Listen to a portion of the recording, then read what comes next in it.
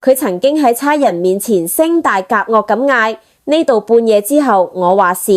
呢句嘢亦都變成咗香港黑道電影嘅經典對白。佢試過俾人內定做社團助管，點知因為佢行事太過高調，搞到社團高層唔妥佢，結果俾人除名，從此喺江湖路上就一蹶不振。佢就係江湖人稱佐敦之虎嘅英傑。英傑真名陳家健，60年代喺香港一戶窮人家庭出世。喺嗰個黑道勢力橫行嘅年代，唔少人為咗搵餐飯食先加入黑道，所以貧民區更加係斑馬仔聚腳嘅地方。英傑自細喺呢一種環境大，對黑道嘅嘢耳濡目染，唔單止跟人學咗啲武功，仲學埋一身壞習慣，例如中意講大話，做事高調又唔靠譜咁。上世紀80年代，陳家健畢業出嚟搵工，去咗黃玉郎嘅漫畫公司做佢助手。黃玉郎嘅《中華英雄》《龍虎門》呢啲漫畫喺嗰陣時紅遍大江南北，之後改編做電視劇都仲係好火爆。70、80年代甚至90年代嘅人對黃玉郎嘅漫畫大部分都有好深印象。換句話講，陳家健喺一間好有前途嘅公司返工。可能係因為動漫入邊嘅武俠部分太多，陳家健代入感太強，佢成日覺得自己係英雄豪傑，所以做咗幾年助理就囉囉聲辭職，加入和勝和社團，踏上江湖路。90年代初坐咗12年監嘅大飛出獄，大飛係和勝和社團嘅大佬，以前為咗社團斬傷咗14開爾文嘅元老俾人拉咗。食咗咁多年牢飯，大飛冇洗心革面，反而比以前更猖狂。佢廣收門生，繼續幫社團插旗霸地盤。而英傑就係呢個時候加入同姓和，跟大飛揾食。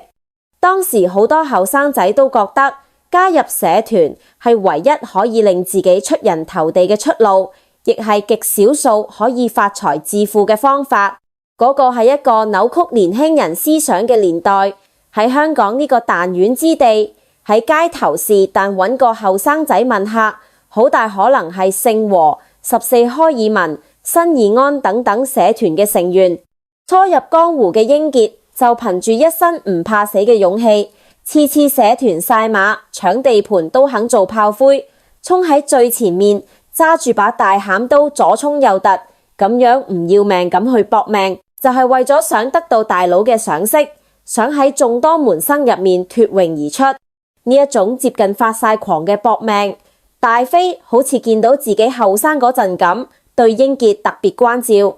1994年，同姓和社團選新坐館，大飛曾經為咗社團坐咗10幾年監，出獄後又幫社團攞咗唔少地盤，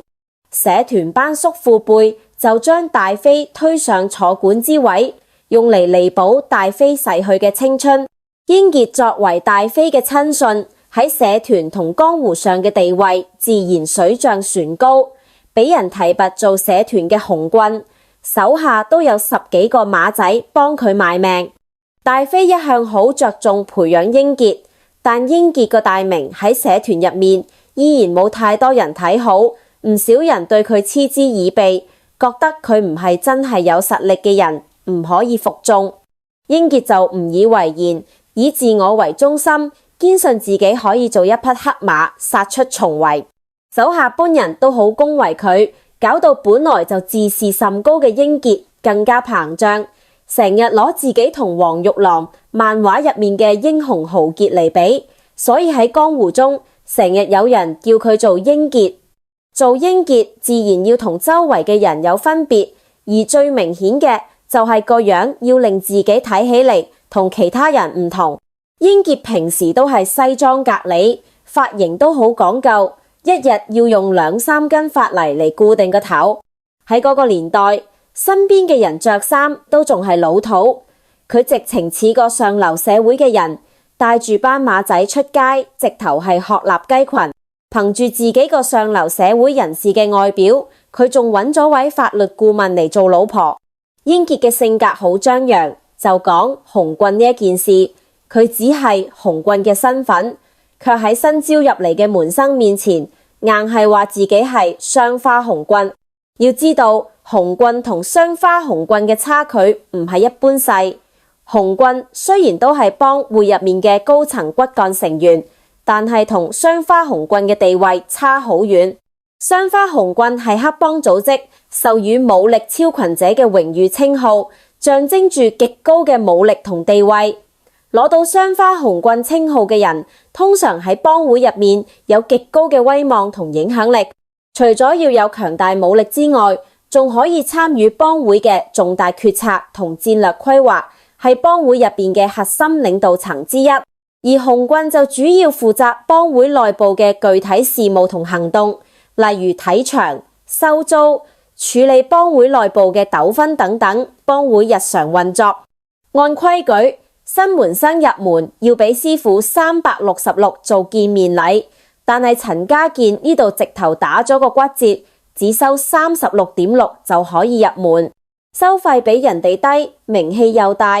唔少馬仔喺陳家健嘅吹水之下加入咗佢門下，好快手下就有400-500個馬仔幫佢做事。香港嘅社團喺早期都自稱係出自洪門。洪門最初係因為反清復明先成立，做嘅係造反嘅工作，所以對社團成員嘅忠心程度要求就好高。以前加入洪門嘅義士，大大小小嘅幫規有好多。喐啲就係3刀6洞，一個邊緣弟子想正式入門，至少都要過3年試用期。但係而家自稱出自洪門嘅呢一班社團成員，由原本嘅義士變咗流民，原本入門個門檻要經過3年考察期，而家變咗36.6美元買張門票就入得，呢一簡直係一種諷刺。到2002年，英傑嘅師兄素虎森上位做咗社團助管。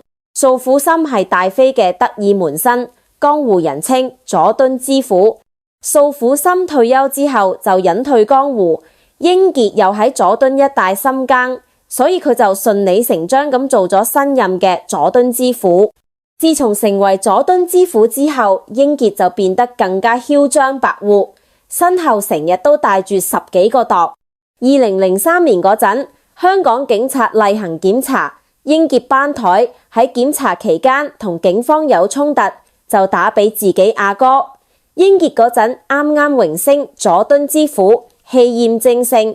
一聽仲有唔俾佢呢個新晉揸 fit 人面子嘅，於是帶住10幾個狼就趕咗過去，仲對當值嘅差人口出狂言：呢度12點過後我話事。之後聖和元老大飛聞訊，就火速趕到現場，場面一片混亂。見到咁嘅狀況，大飛即刻同幾位阿 Sir 道歉賠禮，幾經波折先將英傑帶走，費事搞出更大鑊。呢晚之後，英傑個大名傳遍江湖，亦開始成為差人嘅眼中釘。呢個時候已經唔係97前嘅香港啦。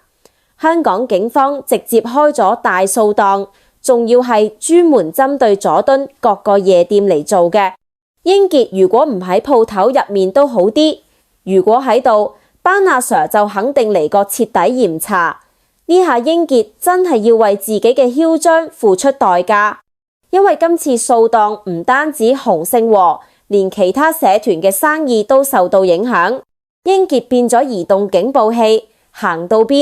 邊度就被嚴查。英傑一向靠撈偏揾錢，經營非法酒吧、製造假銀紙等等，就算成為打黑目標，佢依然唔知自己已經困境重重，依然冇低調。最終阿 Sir 上演無間道，喺2007年以製造假銀紙為由，送佢入牢房5年幾，出嚟之後又因為假酒等罪名第2次入獄。出獄之後周轉咗一輪，英傑之後轉投荃灣閘門下。2013年嗰陣，同聖和坐館換屆，英傑因為得到荃灣閘支持，所以上咗候選名單，仲自己聲稱先後得到社團大財主仔仔同風雲人物上海仔大力支持。見人就話坐館已經內定，非佢莫屬。至於金牌經紀人大飛對外宣稱依然支持英傑，但最終推出咗自己親信肥堅成功上位。